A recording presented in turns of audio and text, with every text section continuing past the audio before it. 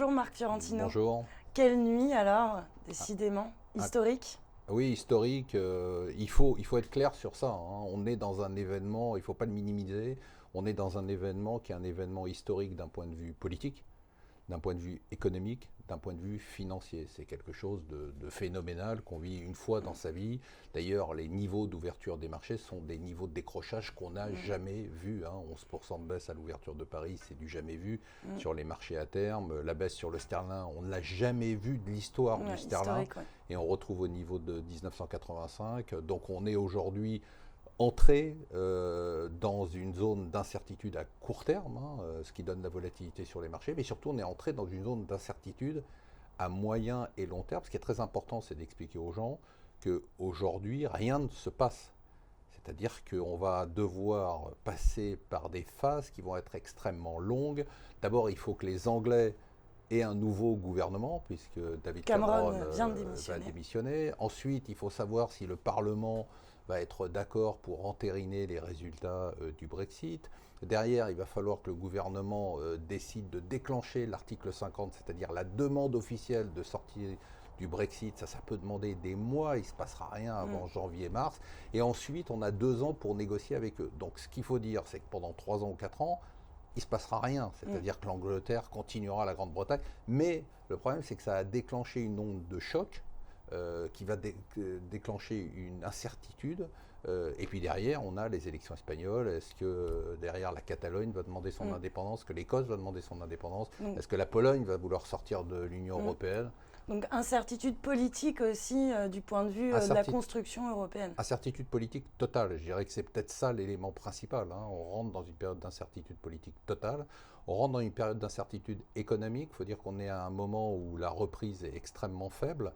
Donc elle va être freinée dans l'œuf parce qu'aujourd'hui, si vous êtes vous-même patron d'une grande banque en Grande-Bretagne, en Europe, patron d'un groupe industriel n'importe où en Europe, vous ne savez pas ce que vous pouvez faire. Vous ne savez pas si vous allez embaucher des Anglais, si vous êtes en Angleterre, embaucher des Européens. Est-ce que vous allez investir alors que vous ne savez absolument pas ce qui va se passer? C'est clair que non, personne ne va le faire. Et donc on se retrouve aujourd'hui dans une situation qui est une situation d'incertitude politique, économique. Sur les marchés, je pense que ce qui va se passer, c'est qu'on va avoir une onde de choc. Et ensuite, ce qui va se passer, c'est qu'on risque d'avoir un grand blanc. C'est-à-dire qu'on risque d'avoir une évaporation totale de la liquidité. C'est-à-dire que si vous avez aujourd'hui un portefeuille d'actions, après la panique, vous n'allez plus rien faire. Et si vous avez du cash, eh bien, après la panique, vous n'allez rien faire non plus. Parce que vous allez vous dire, est-ce que c'est le moment d'investir ou pas? Donc trop tôt pour acheter là, selon vous? Pour moi, on est dans une période, on est rentré dans une période, on est dans une incertitude. Nous, ça fait, chez mon financier, depuis des mois qu'on le dit, hein, on est dans une période d'incertitude mondiale. On est à un tournant. Le Brexit, c'est pas le Brexit. Le Brexit, c'est l'expression de tout ce dont on a parlé chez mon financier depuis des mois, c'est-à-dire un monde à croissance faible, c'est-à-dire le fait qu'il y ait moins de travail. Si les gens ont moins de travail, même dans des pays comme la Grande-Bretagne où le chômage est très bas, les gens sont moins bien payés, le pouvoir d'achat n'a pas augmenté. Bon, tout ça, ça vient de la technologie, de la démographie, on l'a dit très souvent. C'est-à-dire qu'on est aujourd'hui, on l'a dit plusieurs fois, on n'est pas dans une nouvelle crise, on est dans un nouveau cycle économique, politique et financier. Donc nous, ce qu'on dit aujourd'hui, c'est bien évidemment prudence. Pour les investisseurs français qui ont fait un travail formidable, c'est-à-dire les épargnants français, c'est encore eux ce matin, à l'heure où on parle, qui sont le mieux placés. Ils ont leur argent dans des fonds euros, contrats d'assurance vie. Il faut continuer à mettre de l'argent dans les fonds euros. Ils ont de l'argent dans des livrets, ils ont de l'argent, on se moquait d'eux, sur leur compte en banque, oui, sur leur compte en banque. En tout cas, il vaut mieux avoir de l'argent sur son compte en banque que faire ce qu'ont fait tous les autres pays, c'est-à-dire des gens qui sont allés jouer sur les marchés et spéculer, parce qu'on les a incités à spéculer. Je suis content que du côté de mon financier, on n'ait pas incité les gens à spéculer sur les marchés, mais au contraire à être très prudent. Mais comment vous expliquez justement ce mouvement de panique à croire que les marchés n'avaient absolument pas anticipé finalement le Brexit? On a eu quand même plusieurs revirements de situation. Comment vous expliquez que le consensus se soit planté, si on peut dire, à ce point-là? C'est toujours le cas. D'abord, les sondages en Angleterre sont toujours plantés, donc ça c'est sûr. Les bookmakers rarement, mais là ils sont totalement plantés. Et puis c'était difficile de croire au Brexit. Donc à partir de là, je dirais la pensée unique, assez classique, a dit bon non, il va rien se passer.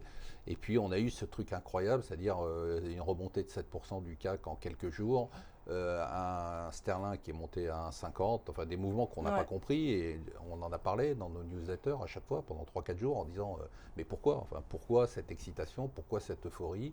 Bon, ça je dirais que c'est le mystère des marchés, il ne faut pas s'y attarder. Ce qui est certain, c'est qu'il faut continuer, nous, à suivre notre raisonnement, notre voie. On a un raisonnement, on a une vision, on la transmet aux gens qui nous écoutent et qui viennent nous voir lors des présentations. Et je crois qu'il faut garder notre cap, parce qu'on voit que les événements qui sont en train de se produire aujourd'hui vont dans le sens de nos prévisions. Donc un monde totalement inconnu. Une grande inconnue, un brouillard, hein, ce qui est la spécialité des Anglais, et puis un monde qui va évoluer de façon très étonnante. D'accord. Merci beaucoup, Marc. Merci.